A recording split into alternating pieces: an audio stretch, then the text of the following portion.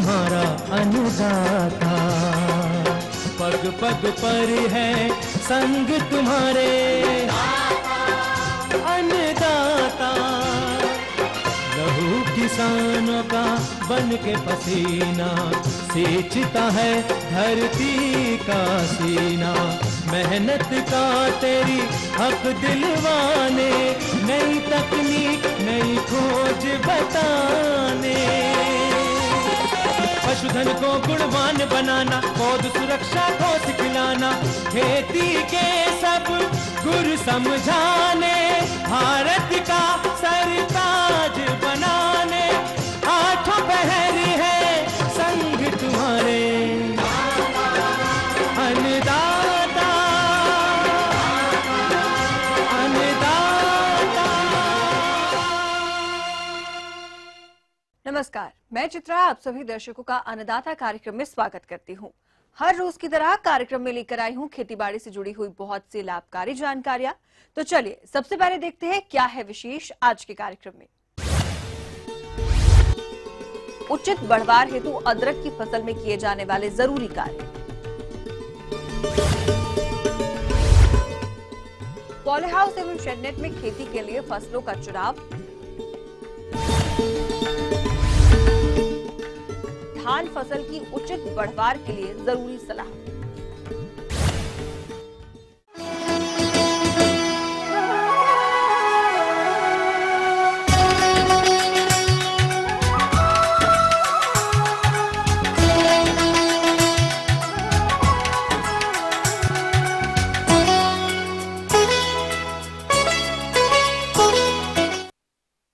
हमारे प्रदेश के जिन किसान भाइयों ने अदरक की बुआई समय से की थी, उनकी फसल इस समय वानस्पतिक वृद्धि की अवस्था लिए हुए खेतों में खड़ी है और फसल की इस अवस्था पर इसमें कुछ कार्यों को करना बहुत जरूरी होता है, क्योंकि अगर हमारे किसान भाई इन कार्यों को करने में भी किसी भी तरह की कोताही बरतते हैं तो फसल में खरपतवारों की वृद्धि, पोषक तत्वों की कमी तथा कीट और रोगों का प्रकोप देखने को मिलेगा, जिसके फलस्वरूप पौधों की वृद्धि में बाधा और कम उपज की प्राप्ति होगी।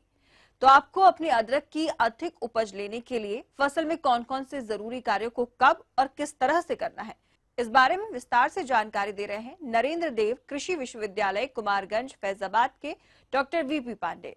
अदरक की फसल आपके क्षेत्र पर, आपके खेत पर लगी हुई है।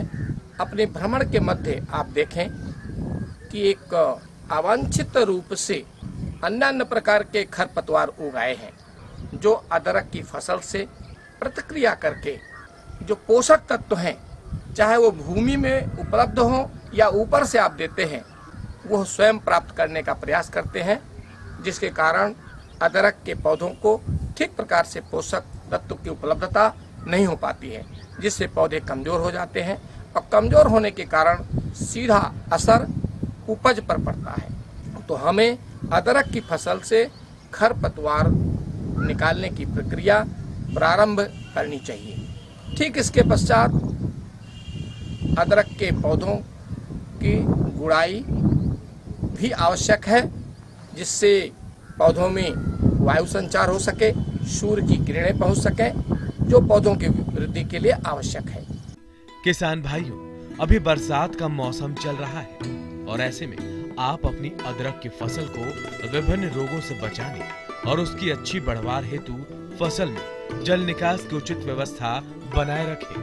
ठीक इसी समय हमें यह ध्यान रखना चाहिए कि पौधों के विकास में उर्वरकों का विशेष महत्व है। किसान भाइयों, अदरक की खड़ी फसल में 130 से 140 किलोग्राम प्रति हेक्टेयर यूरिया की मात्रा को दो भागों में बांटकर पहली मात्रा 40 से 45 दिन की फसल में दें और दूसरी मात्रा 85 से 90 दिन पर दें। इन सभी क्रियाओं को करके हम अदरक के पौधों को निश्चित रूप से उसके विकास में एक योगदान करते हैं और ऐसा करने से जो हमने अदरक की फसल से एक अपेक्षा की है उत्पादन की, निश्चित रूप से हमें वो प्राप्त होता है। इस समय एक बात हमें और ध्यान रखना है कि अदरक के फसल में राइजोम राट की एक बृहद समस्या रहती है। इसके लक्षण के लिए आप देखें कि पत्तियों के ऊपर से पत्तियों की सिराएं जो हैं वो पीली पड़ने लगती हैं और धीरे धीरे पूरा पौधा सूख कर गिर जाता है। इसके निदान के लिए आवश्यक है कि मैंकोजेब 2 से 2.5 ग्राम दवा 1 लीटर पानी के हिसाब से घोल बना करके इसकी डेंचिंग करनी चाहिए। जो उसका रूट जोन है पौधे के आसपास ठीक प्रकार से भिगो देना चाहिए और प्रारंभ में ये अवश्य ध्यान रखें कि ऐसे ही प्रजातियों का चयन करना चाहिए जिसमें ये रोग कम लगता हो। स्वस्थ कंदों का चुनाव करना चाहिए और कंदों के चुनाव के पश्चात शोधन करने के पश्चात ही बुआई करें तो निश्चित रूप से इस रोग से अदरक की फसल को बचाया जा सकता है। ये थी कुछ उपयोगी जानकारियां। अब लेते हैं एक छोटा सा ब्रेक, जल्द लौटेंगे। कार्यक्रम में आगे हैं और भी महत्वपूर्ण जानकारियां, बने रहिए हमारे साथ।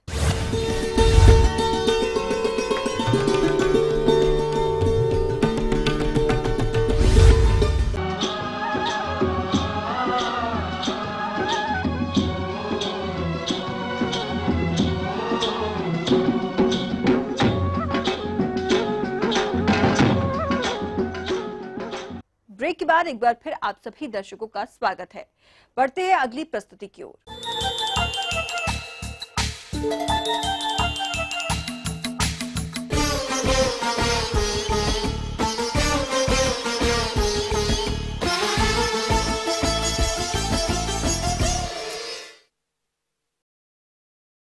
किसान भाइयों, कल के अन्नदाता कार्यक्रम में आपने संरक्षित खेती करने के तरीकों के बारे में जाना। आज इसी कड़ी को आगे बढ़ाते हुए आपके लिए जानकारी लाए हैं कि आप पॉली हाउस एवं शेडनेट में कौन कौन सी फसलों को लगाएं तथा सरकार द्वारा कितना अनुदान दिए है।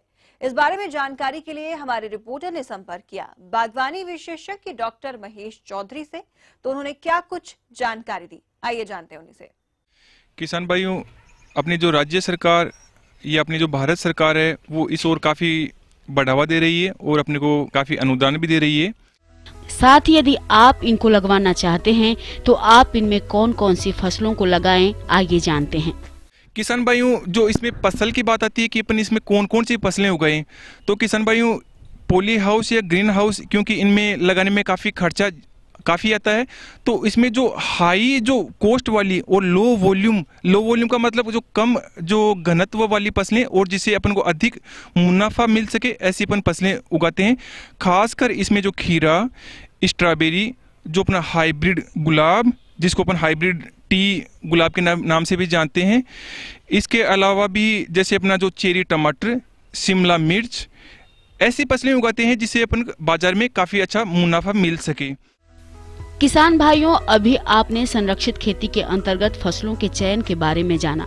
अब इतना सब कुछ जान लेने के बाद जरूर आपकी जिज्ञासा होगी कि ये किसानों के लिए किस प्रकार से लाभकारी हैं। चलिए यह भी हम आपको बताते हैं। किसान भाइयों, उन सुरक्षित संरचनाओं में उगाने के कई तरह के फायदे हैं। जैसे एक तो इसमें जो प्रोड्यूस जो भी अपना उत्पाद होगा, चाहे अपना चेरी टमाटर हो, शिमला मिर्च हो, स्ट्रॉबेरी हो, यदि कुछ भी होगा, चाहे उस प्रोड्यूस की जो क्वालिटी होगी, जो गुणवत्ता होगी, वो काफ़ी अच्छी होगी। इसको अपन जैसे ही बाजार में लेके जाएंगे उसके भाव काफ़ी ज़्यादा मिलेंगे। दूसरा ये होगा इसमें जो प्रोडक्शन होगा वो प्रोडक्शन भी अपने को जो बाहर वाली जो कंडीशन है उससे काफ़ी अच्छा मिलेगा, क्योंकि इसमें सुरक्षित अपन जो क्रॉप उगा रहे हैं उसको अपन जो भी अपनी विपरीत जो दशाएं हैं उनसे अपन रक्षा करें। तीसरा जो बड़ा जो फायदा होगा वो ये होगा कि इसमें कीट एवं बीमारियों की जो समस्या है वो काफ़ी कम हो जाती है। के पास जैसे पानी की समस्या है वो किसान भाई भी पॉली हाउस या ग्रीन हाउस लगा सकते हैं, क्योंकि जो इसमें जो सिंचाई है, जो सिंचाई प्रणाली है वो बूंद बूंद सिंचाई विधि से काम में ली जाती है, जिससे क्या पानी की काफ़ी बचत हो जाती है। किसान भाइयों, इसके अलावा भी इसके कई फायदे हैं। जैसे बेमौसमी सब्जियां या बेमौसमी फल है वो इसमें संभव है, क्योंकि इसमें जो तापमान है उसको अपन नियंत्रित कर सकते हैं, जिससे अपन बाजार में वो भाव है वो अच्छा मिल जाता है।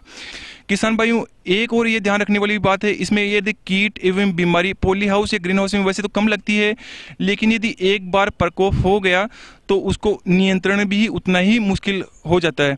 अतः ये हमेशा ध्यान रखिए कि उसका समय पर प्रबंधन आवश्यक है। इसलिए यदि कोई भी यदि कीट एवं बीमारी यदि आपको किसी पौधे पे दिखे तो रोगग्रस्त जो भी पौधा है उसको उखाड़ के बाहर ले जाके उसको जला देवे। एवं जहाँ तक हो सके हमेशा गेट को खुला ना छोड़े, गेट को हमेशा बंद रखें और कोई भी बाहरी व्यक्ति को को इसमें आवागमन हो वो कम से कम हो। इस तरह किसान भाइयों यदि अपन पॉली हाउस या ग्रीन हाउस उगाएंगे तो शुरुआती इसमें जो लागत है वो काफ़ी ज़्यादा आती है, लेकिन यदि मुनाफा देखा जाए तो किसान भाइयों काफ़ी होता है। अतः जो किसान भाई पॉली हाउस लगवाना चाहते हैं तो उनके लिए सरकार अनुदान भी दे रही है। तो सरकार द्वारा कितना अनुदान दे है ताकि किसान इन पॉली हाउस को अपने खेतों में लगवाकर फसलों से अधिक लाभ ले सकें, आइए जानते हैं। भाइयों जो पॉली हाउस या ग्रीन हाउस लगाने के लिए जैसे आपने बात की कि इसकी जो लागत है, जो खर्चा है, प्रारंभिक खर्चा वो काफ़ी ज़्यादा आता है। इसलिए जो अनुदान है वो जो राष्ट्रीय बागवानी मिशन है वो जो छोटे अपने जो काश्तकार जो किसान भाई हैं उसको 70% अनुदान दिया जा रहा है, एवं जो बड़े काश्तकार हैं जिनकी जो भूमि है वो 1 हेक्टेयर से ज़्यादा है उसको 50% अनुदान दिया जा रहा है। इसके अलावा जो अपना राष्ट्रीय बागवानी बोर्ड है जो कि गुड़गांव में स्थित है वो भी किसान भाइयों को इस पे अनुदान लगभग 50% अनुदान देती है। तो किसान भाइयों क्यों ना अपन इस अनुदान का फ़ायदा उठा के अपन इससे अच्छा मुनाफा कमाएं और जो भी अपनी जो बदलती हुई मौसम की परिस्थितियां हैं उनसे बचा के अपन अच्छा प्रोड्यूस, अपना अच्छा उत्पाद लेके अपन अच्छा मुनाफा कमा सकें। आगे और भी बहुत सी रोचक जानकारियां हैं, पर यहाँ पर रुकेंगे एक छोटे से ब्रेक के लिए, जल्द हाजिर होते हैं।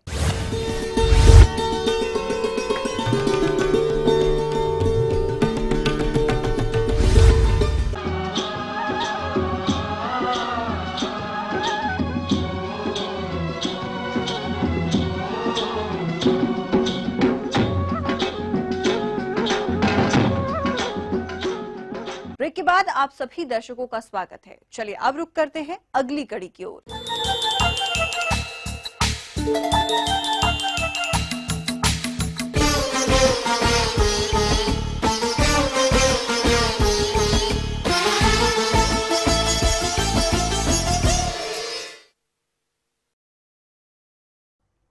हमारे प्रदेश में धान की खेती हर एरिया में बड़े पैमाने पर की जाती है, जो कि अभी खेतों में बढ़वार की अवस्था पर खड़ी है। इस फसल से बेहतर उत्पादन के लिए जरूरी है कि फसल को खरपतवारों और कीटों से बचाया जाए। साथ ही आपको उर्वरकों के संतुलित प्रयोग का भी ध्यान रखना होगा, क्योंकि अगर इन सभी कार्यों को करने में कोई भी लापरवाही या कमी होती है तो इसका सीधा प्रभाव उपज पर पड़ता है। तो इन समसामयिक कार्यों को करने में कौन कौन सी बातों को ध्यान में रखना है, इस बारे में जानकारी दे रहे हैं कृषि विज्ञान केंद्र कोटवा आजमगढ़ के कृषि वैज्ञानिक डॉक्टर R.K. सिंह। किसान की सबसे ज्यादा जो आर्थिक निवेश है वह धान में ही उपयोग होता है और अपेक्षा की जाती है कि उससे उसका ज्यादा उपज मिले और जिससे उनको आर्थिक लाभ भी ज्यादा प्राप्त हो। तो इस लाभ को पाने के लिए किसान भाइयों को कुछ प्रमुख बातों पर ध्यान देना पड़ेगा, जिससे तो इस दिशा में हम किसान को बताना चाह रहे हैं कि जैसे रोपाई लगभग खत्म हो चुकी है और धान का जो ये अवस्था चल रही है, यह देखने में आ रहा है कि यह विकास या टिलर निकलने की अवस्था शुरू हो चुकी है। तो इस अवस्था को पर अगर हम ध्यान नहीं देंगे तो हमारा जो व्यास है, जो धान का फैलाव है, वो बुरी तरह से प्रभावित होता है और लिहाजा इसका असर हमारे उत्पादन पर पड़ता है। तो इस स्थिति में 2-3 बिंदु उभर कर आते हैं जो हम लोग अपने शोध परिणामों से पाए हुए हैं और किसानों को, भाइयों को भी बताना चाहते हैं कि एक तो इस अवस्था पे खेत में नमी का अभाव बिल्कुल न होने पाए। नमी की कमी से जो टिलर है उसकी संख्या घट जाती है। दूसरा, चूंकि जब ब्याज शुरू हो जाता है या टिलर निकलना शुरू हो जाता है तो इस अवस्था पे पोषक तत्वों की भारी मांग फसल को पड़ती है। तो उस मांग को पूर्ति करने के लिए हमारा जो नत्रजन है और उसके साथ धान में जिंक सल्फेट की अच्छी रिक्वायरमेंट होती है, अच्छी मांग होती है और जिसकी कमी का लक्षण धान की पत्तियों पर जो कत्थेदार गोले गोले धब्बे के रूप में धान की 4थी से 5वीं पत्तियों पर दिखाई पड़ने लगता है। तो उसको रोकथाम करने के लिए नत्रजन के साथ ही हम जिंक सल्फेट का छिड़काव करते हैं।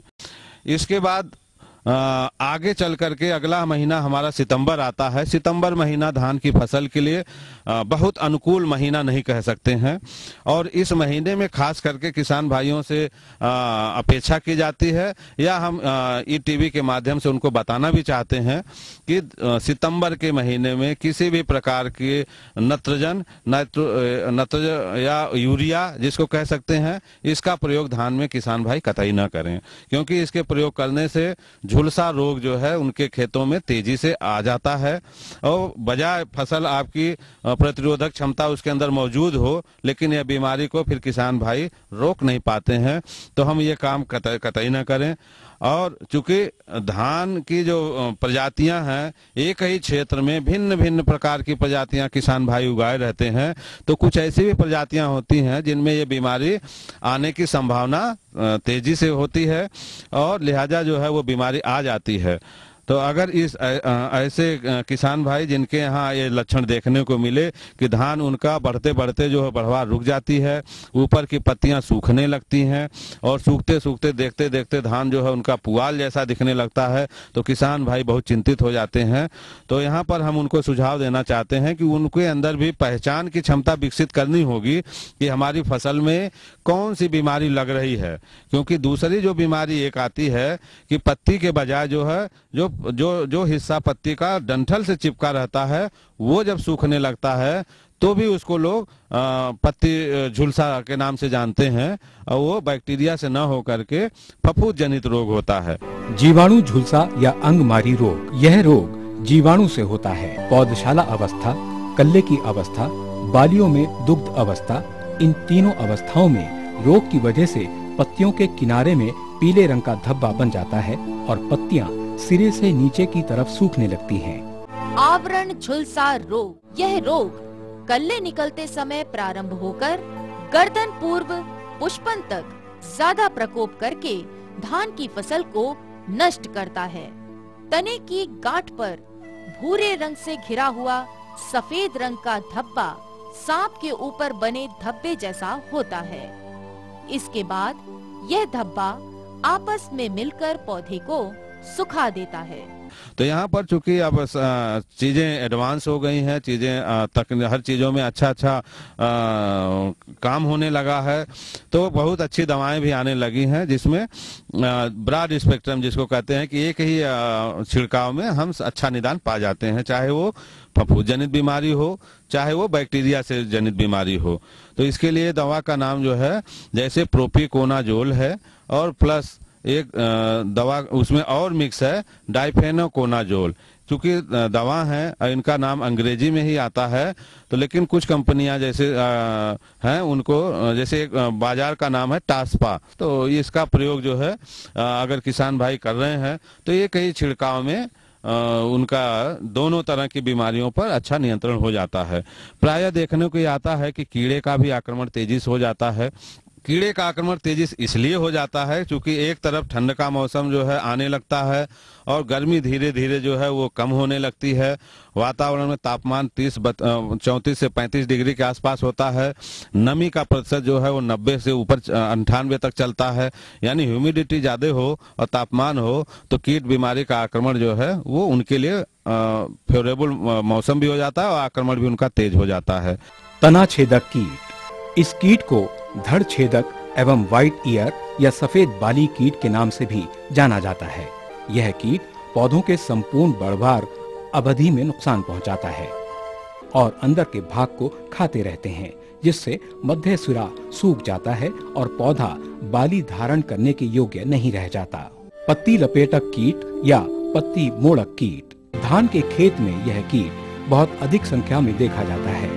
इस कीट से ग्रसित फसल को दूर से देखने पर फसल सफेद चूने से पुताई किया हुआ सा दिखाई पड़े तो स्पष्ट होता है कि खेत में पत्ती लपेटक कीट का प्रकोप हुआ है। सूड़ी पत्ती के दोनों किनारों को पकड़कर मोड़ देती है और अंदर रहकर पत्तियों के हरितमा को खाती रहती है, जिसके कारण पत्तियां सफेद झिल्लीदार मुड़ी हुई हालत में ही सूख जाती हैं। तो अगर कीड़े की समस्या उनके पास आ रही है तो वो प्रोफेनोफास नाम की दवा आती है, और यह भी दवा ब्रॉड स्पेक्ट्रम है, यानी जो कीड़े चूसने वाले होते हैं या जो कीड़े उसके संपर्क में आते हैं फसल के, दोनों एक ही दवा से इनका निदान किया जा सकता है। तो इस दवा में 1 ml दवा 1 लीटर पानी के दर से अगर हम छिड़काव करते हैं, अगर आपके पास कुल 4 बीघे धान है या 1 हेक्टेयर धान है, तो 500 ml दवा 500 लीटर पानी में ये अच्छा निदान आपको मिल जाएगा।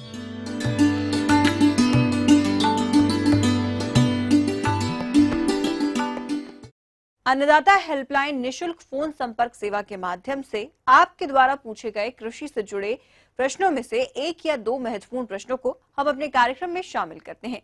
इसी के तहत आज का चयनित प्रश्न और उसका जवाब इस प्रकार है। अन्नदाता निशुल्क फोन संपर्क सेवा के माध्यम से पूछे गए प्रश्नों में से आज हमने जिस प्रश्न को कार्यक्रम में शामिल किया है उसे पूछा है मलप जिला बलिया के कृषक रहीम अहमद ने। यह वर्मी कंपोस्ट बनाने की विधि के बारे में जानकारी चाहते हैं। तो रहीम अहमद जी, आपकी जानकारी हेतु प्रस्तुत है कार्यक्रम का यह अंश।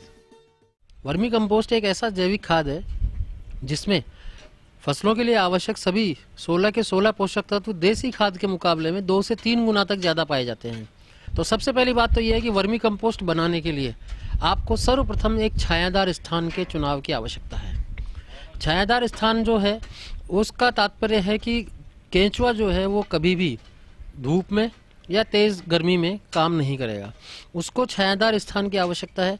यदि आप उसके लिए शेड नहीं बना सकते हैं तो कोई बात नहीं, आप चारों तरफ इस प्रकार से पेड़ पौधे लगाएं और उन पेड़ पौधों की 24 घंटे वहाँ छाया रहे।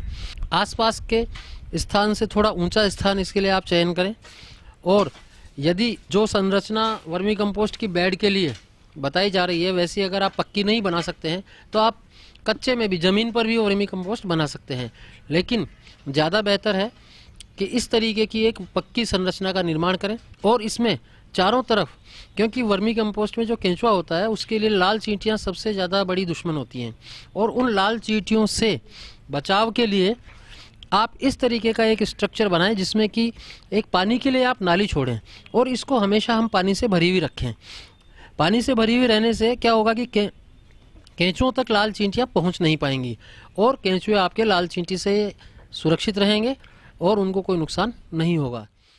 केंचुए अंधेरा और नमी पसंद करते हैं, अतः खाद बनाने के लिए छायादार स्थान का चयन करें। ये खाद बनाने वाले केंचुए कृषि विश्वविद्यालयों या कृषि विज्ञान केंद्रों में ये 100 से 150 रुपए किलो मिलते हैं। अतः थोड़ी मात्रा में केंचुए लाकर सबसे पहले इनकी संख्या बढ़ानी चाहिए। और आइए अब चर्चा करते हैं केंचुआ खाद बनाने की विधि, जो कि इस प्रकार है। वर्मी कंपोस्ट बनाने के लिए स्थान का चयन करने के बाद में गायों का गोबर जिसमें कि मिट्टी ना के बराबर हो उसको आप एक जगह पर ठंडा कर लीजिए, डिकम्पोज कर लें। 10-15 दिन तक ठंडा होने के बाद में उसको आप बेड में ट्रांसफ़र कर सकते हैं। बेड की जो हाइट है वो 1.5 फुट से ज़्यादा ना रखें। क्यों? इस केंचुए की जो बेड है और केंचुए का जो खाने का तरीका है, आइसिनिया फोइटिडा स्पीसीज का जो केंचुआ है वो 1.5 फुट से ज़्यादा गहराई तक कार्य नहीं करता है। तो इस 1.5 फुट की ऊंचाई वाली बेड में आप गोबर को डालने के बाद में इसके ऊपर आप केंचुओं को छोड़ सकते हैं। इसमें खाली गोबर के अतिरिक्त अगर आप चाहें तो वानस्पतिक अवशेष, आपके सब्जियों के छिलके हैं, नीम के पत्तियां आप इसमें डाल सकते हैं। किसी भी प्रकार का वानस्पतिक अवशेष जो कि आपके कोई और कार्य नहीं आ रहा है, किचन का अवशेष, उसको आप बेड में डाल करके और खाद के रूप में कन्वर्ट कर सकते हैं। केंचुओं को छोड़ने के बाद में ये ध्यान रखना है कि खाद के अंदर नमी पर्याप्त मात्रा में बनी रहे। और नमी से तात्पर्य है कि जब इस तरीके से हम वर्मी कंपोस्ट को हाथ में लेकर के दबाएं, जैसे अब ये देखिए इसमें से ये पानी टपक रहा है। अगर ये पानी टपक रहा है इसका मतलब इसमें पानी की मात्रा ज़्यादा है। ये पानी टपकना नहीं चाहिए और ना ही इसको दबाने पर ये सूखा महसूस हो। सिर्फ इतनी ही नमी हमें वर्मी कंपोस्ट के अंदर रखनी है। 45 से 60 दिन के अंदर ही गोबर एवं गोबर मिश्रित घास फूस, पत्तियां, वनस्पतिक अवशेष एवं कचरा आदि वर्मी कंपोस्ट में बदल जाते हैं। केंचुए कार्बनिक पदार्थों को खाना जारी रखते हैं तथा कास्टिंग भी ढेर के ऊपर छोड़ते जाते हैं। ढेर का रंग काला होना और केंचुए का ऊपरी सतह पर आना वर्मी कंपोस्ट तैयार होने का सूचक है। इस तरह से लगभग 2 माह में वर्मी कंपोस्ट तैयार हो जाता है। जैसा कि अभी स्ट्रक्चर के बारे में मैं आपको बता रहा था कि वर्मी कंपोस्ट का जो इस तरीके का स्ट्रक्चर बनाया जाता है, इसमें यदि पानी जैसे ज़्यादा भी रह जाता है, जैसा अभी आपको बताया कि थोड़ा पानी ज़्यादा था, वो पानी जो है अधिक पानी जो निकल करके और इस तरीके से आप इकट्ठा कर सकते हैं। ऐसी एक संरचना अगर हम बना लेते हैं तो इसके अंदर आपका ये वर्मी वाश के रूप में ये पेड़ पौधों के लिए, फलदार पौधों के लिए बहुत ही उपयोगी खाद का कार्य करता है। और इसमें इसको अगर इकट्ठा करके इसको खेत में काम में लेते हैं तो ये बहुत बेनिफिशियल और फायदेमंद चीज़ है। खाद तैयार होने के बाद में आपको खाद को निकालने के लिए, किसान भाइयों को खाद को निकालने के लिए जो मुख्य कार्य करना होता है उसका क्या है कि इस तरीके से जब आप खाद तैयार हो जाता है तो पंजा लगा करके खोल करके हम छोड़ देते हैं। और जैसे ही इस खाद के अंदर हवा पास होगी ये सूखेगा, और सूखने के साथ ही क्या होगा कि केंचुआ नीचे चला जाएगा, क्योंकि ये सभी जानते हैं कि केंचुआ नमी में ही रहता है और अंधेरे में रहता है। ये जैसे जैसे सूखता जाएगा केंचुआ नीचे जाता जाएगा और इस सूखे हुए खाद को आप निकाल करके अलग कर सकते हैं। आखिर में जब नीचे की लेयर में सिर्फ केंचुए रह जाएं, उसको उठा करके और दूसरी जो आपकी बेड तैयार हो रही है उसमें आप केंचुओं को ट्रांसफ़र कर सकते हैं। जो केंचुआ खाद बनकर के तैयार होता है, इस केंचुए खाद में गोबर के खाद के मुकाबले में 2 से 3 गुना तक पोषक तत्व पाए जाते हैं। और सबसे बड़ी बात है कि इसमें दीमक जो है उसका कोई नुकसान नहीं लगता है। कहने का मतलब ये हुआ कि यदि देसी खाद की उपलब्धता कम है, उसी देसी खाद को आप वर्मी कंपोस्ट में कन्वर्ट करके 3 गुना ज़मीन तक आप उस चीज़ को काम में ले सकते हैं। और जो ये केंचुए वर्मी कंपोस्ट बनाते हैं, 100 किलो गोबर अगर इनको खाने के लिए दिया जाता है तो 66 किलो वर्मी कंपोस्ट हमें उपलब्ध होता है। और पर चूंकि इसमें न्यूट्रिएंट्स ज़्यादा होते हैं इसलिए वो 66 किलो भी लगभग 200-250 किलो गोबर की खाद के बराबर कार्य करता है।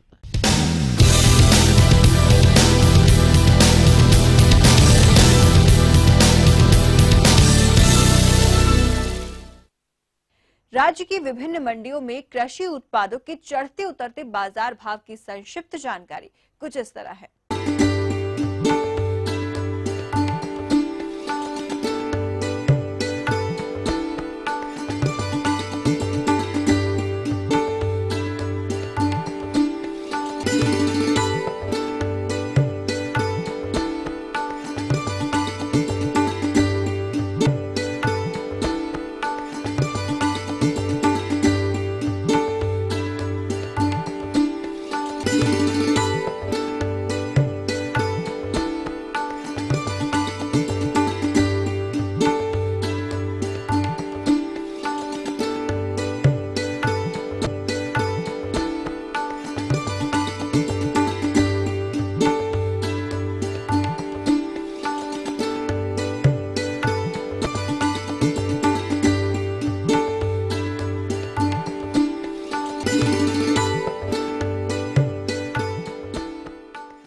हम उम्मीद करते हैं कि आज का कार्यक्रम आप सभी दर्शकों के लिए उपयोगी रहा होगा। किसान भाइयों, अन्नदाता आपकी सेवा के लिए संकल्परत है। कृषि संबंधित समस्या एवं सुझावों के लिए आप हमें इस पते पर संपर्क कर सकते हैं।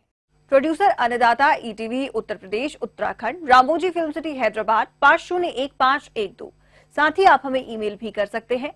हमारा ईमेल है annadata.up@etv.co.in। इसके अतिरिक्त आप हमें निशुल्क हेल्पलाइन नंबर 1800-4192-155 पर सोमवार से शनिवार सुबह 10 से शाम 4 बजे के बीच संपर्क कर सकते हैं। अब आइए देखते हैं कल दिखाए जाने वाले कार्यक्रम की कुछ मुख्य झलकियां। औषधीय फसल ब्राह्मी की उन्नत खेती और लाभ। एक गांव की सफलता की कहानी जहां पूरे गांव ने पॉली हाउस तकनीक अपनाई। फिलहाल अन्नदाता की पूरी टीम को दीजिए इजाजत। कल फिर इसी वक्त आपसे मुलाकात होगी कृषि संबंधित कुछ और महत्वपूर्ण जानकारियों के साथ। नमस्कार।